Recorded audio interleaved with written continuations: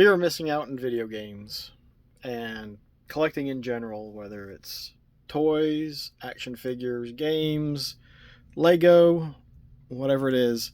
And what are some of the contributions to the FOMO that hits us as collectors? I definitely think that YouTubers and streamers, we contribute to it, because we talk about games and we hype them up, and other people like, oh well, hey, that sounds really fun. I like some of the games that this guy or this person plays and talks about, so I want to check it out, and pick it up and give it a shot. And I think there's also a case of we get a bunch of games at one time, and we don't have the time to play a lot of the games we've already got. I mean, it's all Genesis games, Master System games. I haven't, outside of testing them, they haven't really been played. All of them haven't been played, but you pick up a bunch of games and then you're like, oh well, I'll get around to it. And are you afraid that you are going to miss something by getting rid of that game? And in doing so, not getting rid of it, are you giving up the opportunity to play something else that you might really enjoy? So there's, fear of missing out in a bunch of different ways. Like, here is our 10 GameCube games. None of them I don't think are really all that great.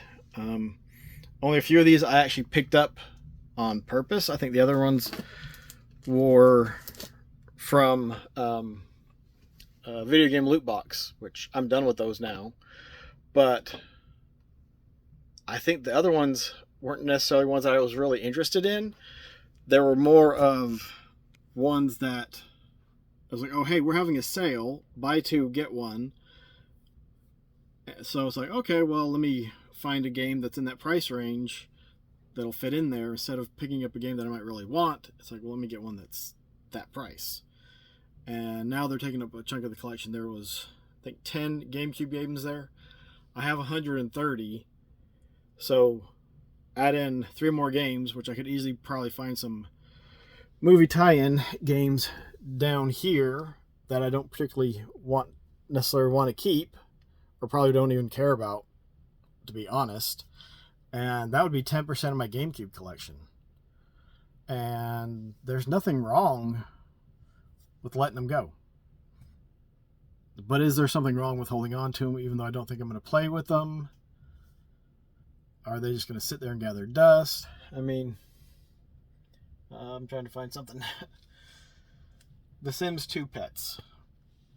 Prin doesn't really play it. So is it something I should hold on to, or should I just let it go? Madagascar, the Munchkin might play it. King Arthur, I think I need to play through that one and then get rid of it.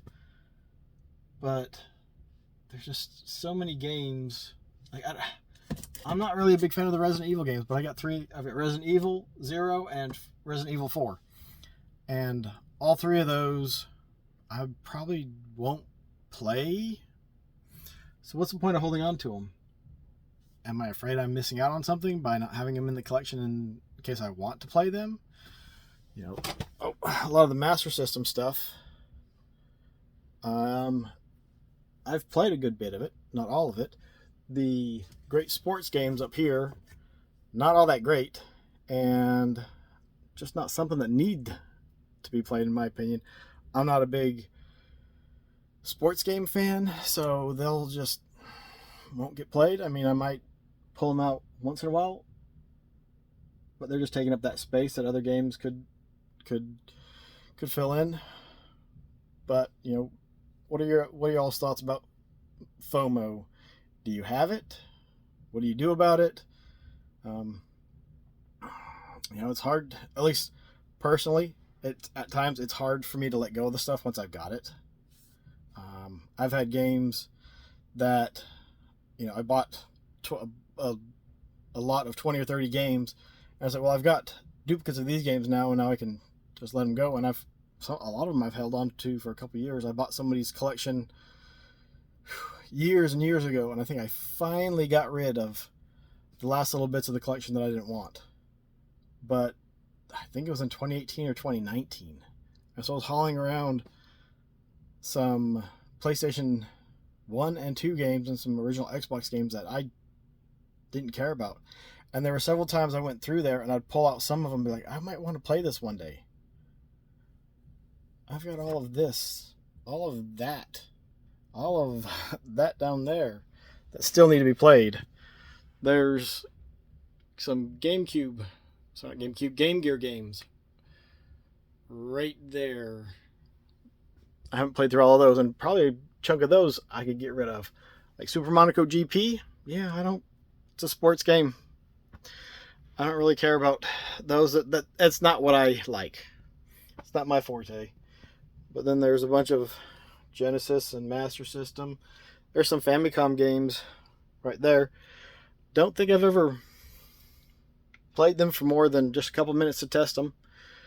I know there's Princess Tomato and the Salad Kingdom. I picked that up after listening to a John Riggs video because it sounded like it was a cool game. And I was like, okay, well, I don't want to buy the US version because it's way super expensive, so I'll do that. And then if I want to, I can play it. So that fixed that little, fear of missing out there. But again, probably picked it up in 18, 19, 20, and it's just pretty much sat in a box or on a shelf and not made any progress going anywhere. So, like, if I was to get rid of it, I probably wouldn't really miss it that much, if at all. And, what benefit is anyone getting from it? Not just me, but anyone, with it sitting there. Yeah, so, look. Duplicate game, Aerial Assault. That one's from Australia. It's got the white lines and stuff for the Master System. But what good is that one? There's other games. RBI Baseball 4. I'm not going to play it, and I don't know how many people actually care about RBI Baseball 4 for the Genesis. But what are we doing? Are we making choices, or are the choices of fear being made for us? Not necessarily by other YouTubers and stuff. Like I said, YouTubers and streamers definitely play a part in it, but then our own fears and anxiety can play a role in what we pick up and don't pick up, and what we hold on to, because we're afraid that, maybe we're like, well, hey, if I hold on to it, maybe it'll go up in value and I can get something more for it. Or maybe there's a chance that we think that, we can hold on to it for trade bait. So I'm really bad about doing that as well. But there's just this fear for having all this stuff, or, finding something rare, or you didn't have it in your collection. It's like, oh, I've got to get that.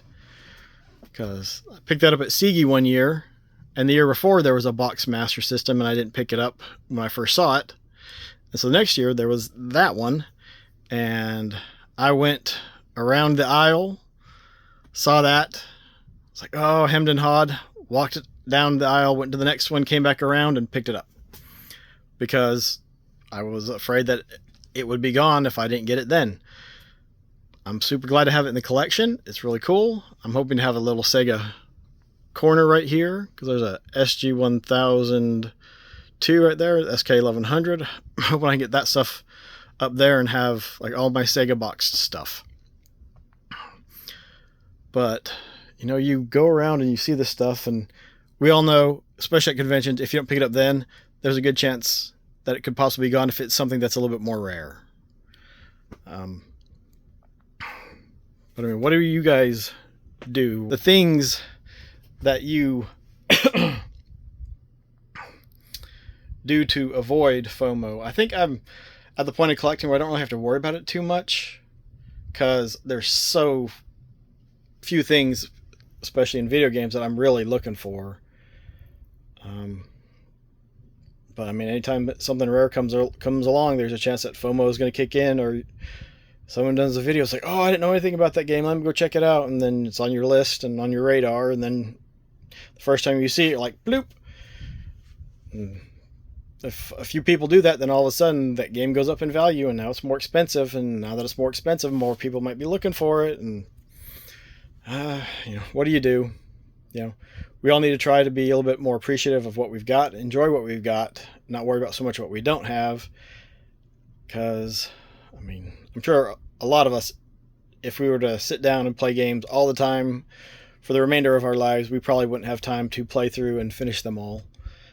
And like I mentioned earlier, some of the games, they just don't need to be played. They're not that great. They're not the kind of games that I like, or you like, or somebody else likes. So why should people think that any more or less of them because they have or haven't played whatever said game is? But what are your thoughts on the subject? What are your thoughts on FOMO? What purchases have you made because of FOMO? But thanks for stopping in, everyone. Hope everyone's having a good December. Hope everything's going well for everyone. Everyone have a Merry Christmas. Happy New Year. Stay safe. Everybody take care. Have fun. Be kind to one another. Stay safe. God bless. And we'll catch you all later. Peace.